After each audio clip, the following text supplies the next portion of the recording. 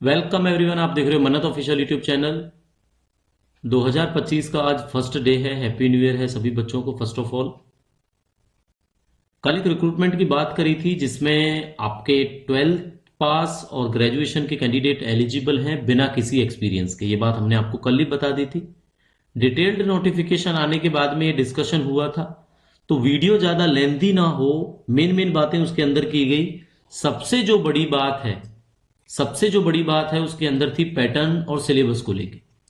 तो पैटर्न और सिलेबस को लेके ये वीडियो हमने स्पेशली अलग से रखी है ताकि सीबीएसई की जो जॉब है आज की डेट में 2025 के अंदर, इसका सिलेबस और पैटर्न आपको समझ आए। उसके बाद आपने डिसाइड करना है कि आपने अप्लाई करना है या नहीं करना है।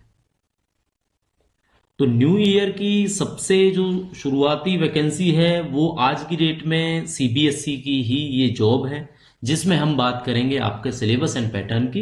कौन सी पोस्ट के लिए? सुपरिंटेंडेंट पोस्ट के लिए और जूनियर असिस्टेंट के लिए।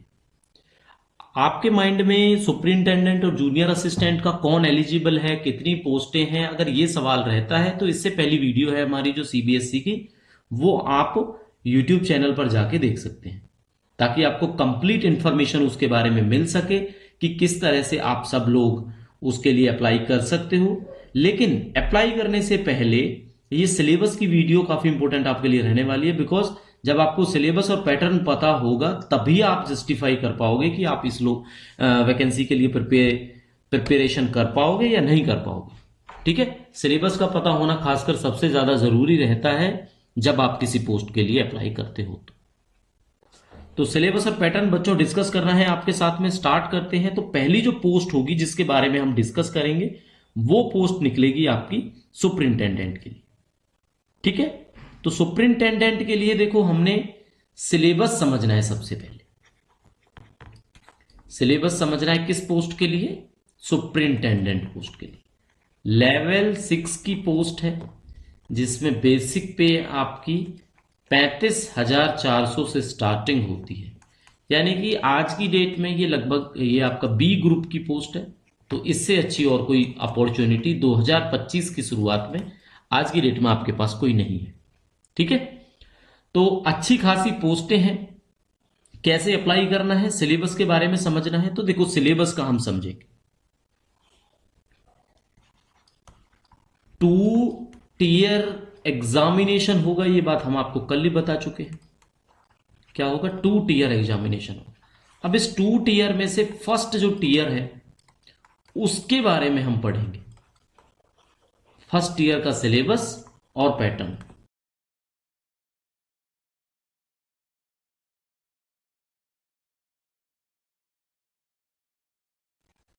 तो टीयर 1 के सिलेबस में आपके लिए क्या रहता है?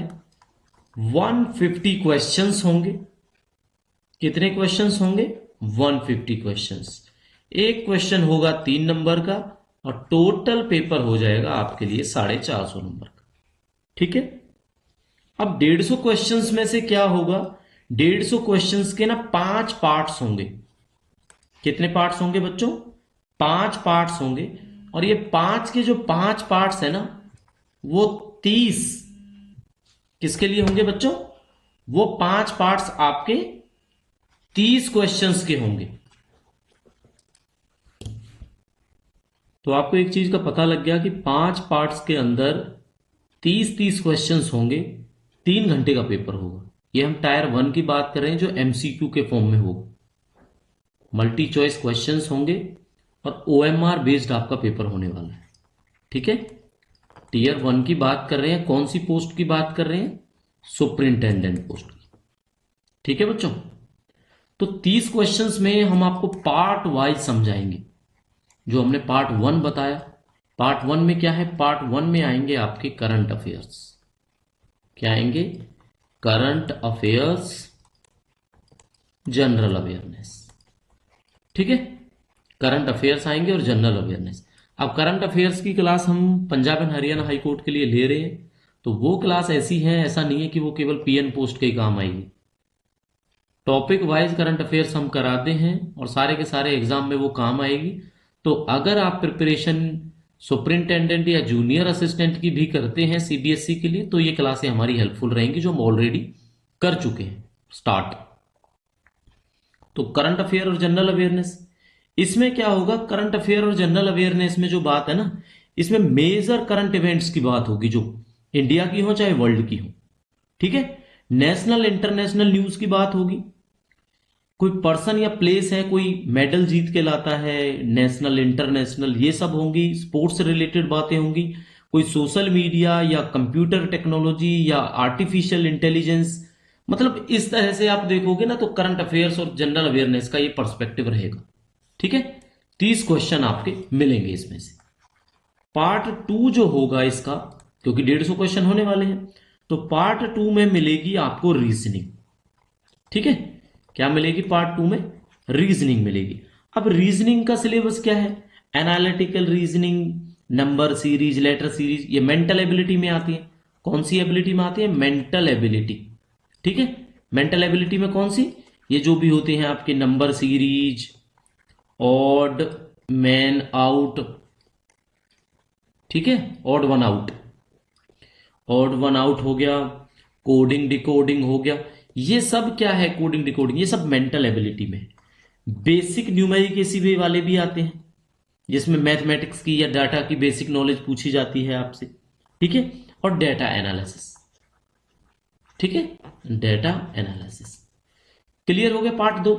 पार्ट 3 के अंदर क्या होगा? पार्ट 3 होगा आपका डीआई के बारे में, डाटा इंटरप्रिटेशन, और मैथमेटिक्स का जो आपका एरिथमेटिकल पोर्शन होता है, मैथमेटिक्स।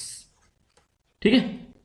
ये सारी चीजें मिलेंगी उसमें। क्या होगा? ये सब होगा, LCM, HCF, number system, time and work, time, speed, distance, basic.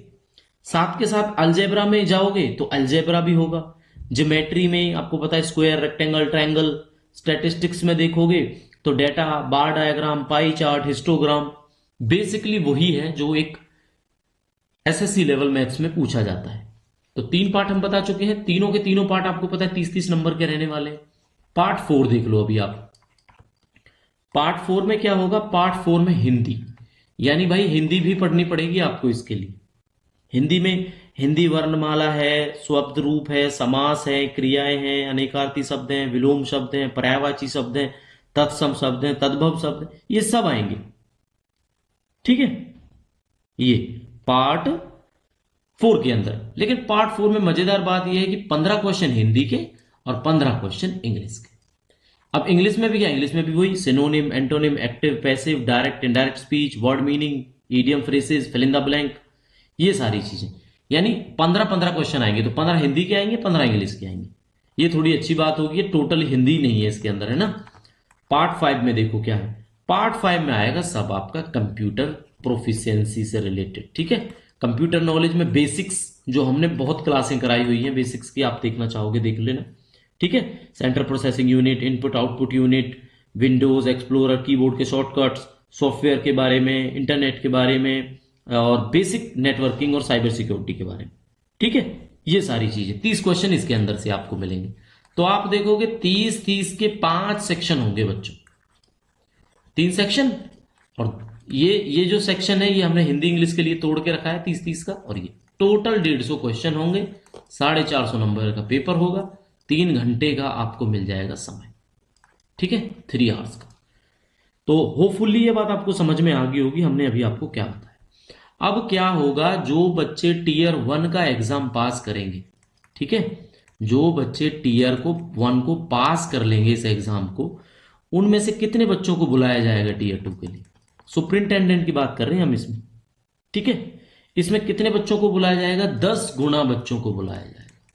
यानी पोस्टें कितनी है? 142 है ना पोस्टें, अगर टोटल आप देखो तो 142 का 10 गुना कर लो आप, 1420 बच्चों को टीयर 2 के लिए बुलाया जाएगा। टीयर 2 में जो बच्चे आएंगे, टीयर 2 का भी आपको पता है, हमने आपको बता देते हैं पैटर्न। अब हम बात करेंगे यहाँ पे टीयर 2 की, यानी कि जो प्री के बाद एक तरह से मेंस कह सकते हो आप इसको। ठीक है। इसमें क्या होगा, ये ऑब्जेक्टिव भी होगा और साथ के साथ में इसमें सब्जेक्टिव पोर्शन भी होगा, यानी कि जो रिटर्न बोलते हैं जिसको, ऑब्जेक्टिव भी और रिटर्न भी। तो सेक्शन क्या है? सेक्शन इसी तरह से रहेंगे। किस तरह से रहेंगे? इसके अंदर सेक्शंस काफी रहेंगे, जिसमें हम बात करेंगे, पहला सेक्शन होगा करंट अफेयर्स का। ठीक है, करंट अफेयर्स।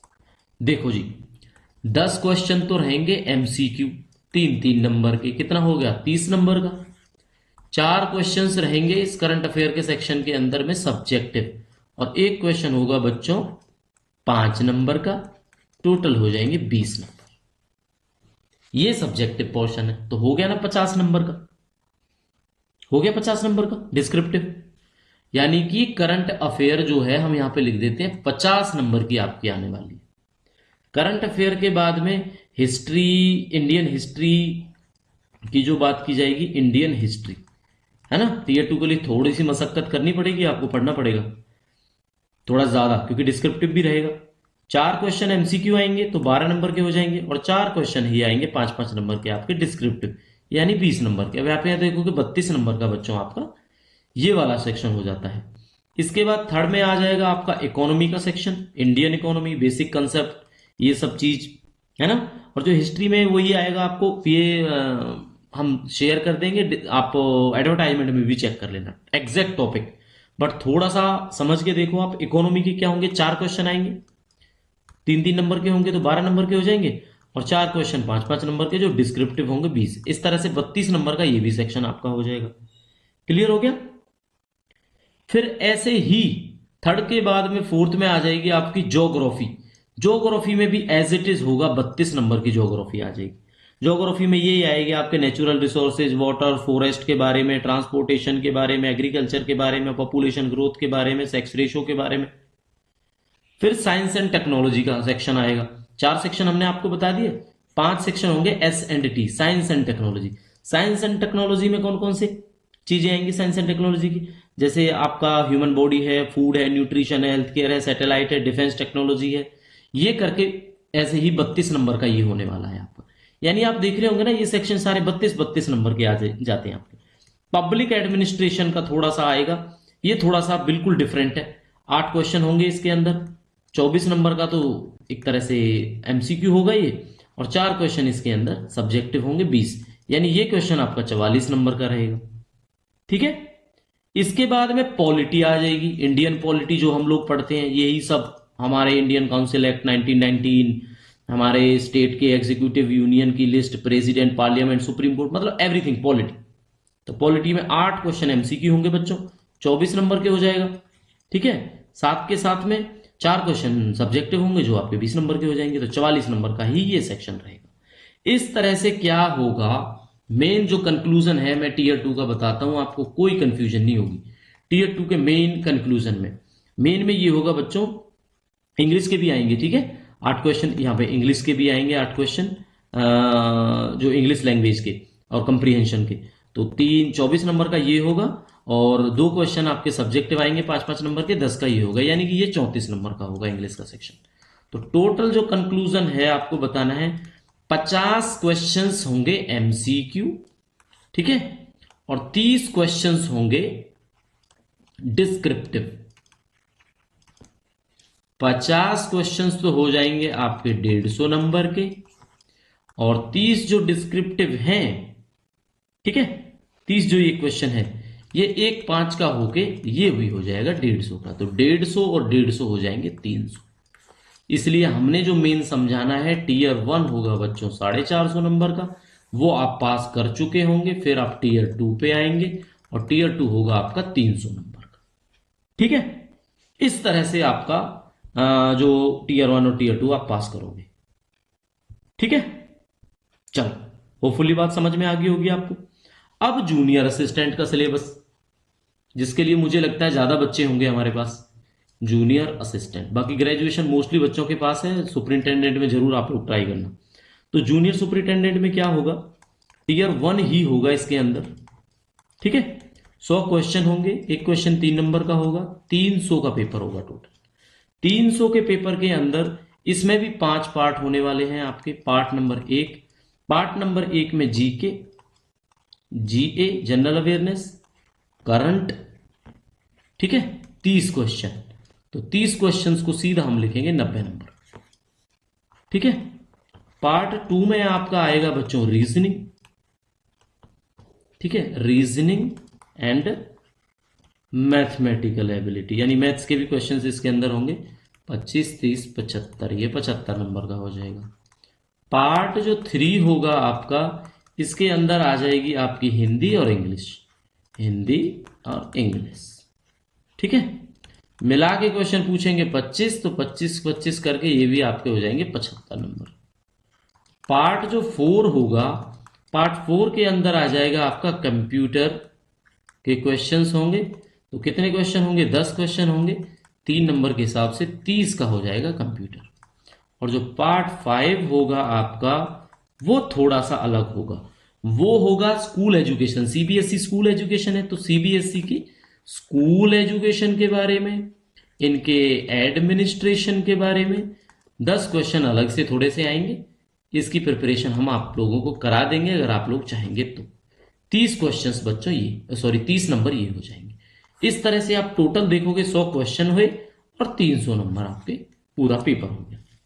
जो इनको क्लियर करेगा, यानी ये लगभग 70 के आसपास वैकेंसी है ना, ये 72 है, कितनी है टोटल वैकेंसी? ये वैकेंसी है आपकी 70। तो 70 वैकेंसी में 5 गुना बच्चों को बुलाया जाएगा टाइपिंग के लिए, यानी 350 को बुलाया जाएगा टाइपिंग टेस्ट के लिए। तो इसमें जो टीयर 2 नहीं होगा, इसमें डायरेक्ट टाइपिंग टेस्ट होगी इसके बाद में, ठीक है। तो होपफुली अब आपको सिलेबस के बारे में एक सिनेरियो दिमाग में आ गया होगा कि करना क्या है, ठीक है। अब बच्चे पूछेंगे सर लेवल, किस लेवल के क्वेश्चंस आएंगे? तो ये बड़े अच्छा सवाल है इसका। सुपरिंटेंडेंट में अगर आप देखोगे ना, तो इसके अंदर होंगे टीयर 1 और टीयर 2, दो एग्जाम होंगे इसके अंदर। जो टीयर 1 का लेवल है ना, ये तो होगा आपका बच्चों 12th लेवल, ठीक है। और जो टीयर 2 का लेवल है ना, ये यार डिस्क्रिप्टिव है, वो है, ये होगा आपका ग्रेजुएशन लेवल, ठीक है। अब करेंगे जूनियर असिस्टेंट में बात, यानी कि क्लर्क में बात। तो क्लर्क में क्या होगा? क्लर्क में दोनों एक ही होगा, इसमें टीयर 1, तो वो होगा केवल 12th लेवल, ठीक है। ये बात भी हमने आपको क्लियर करके बता दी एग्जैक्टली, कोई कंफ्यूजन नहीं है। एग्जामिनेशन की सिटीज का हम बच्चों आपको बता ही चुके। तो बेसिकली अब आपने क्या समझना है? अब आपने समझना है कि मुझे अप्लाई करना है या नहीं करना है, बिकॉज सिलेबस हमने आपको बता दिया, पैटर्न हमने आपको बता दिया। कंप्लीट डिस्क्रिप्शन जो आपका एडवर्टाइजमेंट है देखने के लिए टेलीग्राम चैनल पर जाओ और ये एडवर्टाइजमेंट आप खुद से देखो, एक एक टॉपिक को देखो कि सिलेबस में क्या चीज है। समझाने वाली जो बात थी वो हमने आपको समझा दी है। तो ये इसी तरह से इंफॉर्मेशन आपको मिलती रहेगी। इसके बाद भी अगर आपके माइंड में कोई डाउट रह जाता है तो आपने क्या करना है, हमारी ईमेल आईडी आपको गिवन है, यूट्यूब के चैट बॉक्स में आप हमें कमेंट बॉक्स में कमेंट करके पूछ सकते हैं, इंडिविजुअली ईमेल कर सकते हैं, टेलीग्राम पर हमसे जो है मेनली टेलीग्राम पर भी आप चैट कर सकते हैं, ठीक है। तो ये हमारी ईमेल आईडी है जो आपके सामने गिवन है, mannatofficial14@gmail.com। कोई भी क्वेरी होती है, किस तरह से फॉर्म में कोई भी जो डाउट होता है आप हमसे पूछ सकते हैं। तो मिलेंगे नई वीडियो के साथ, तब तक के लिए thank you and see you.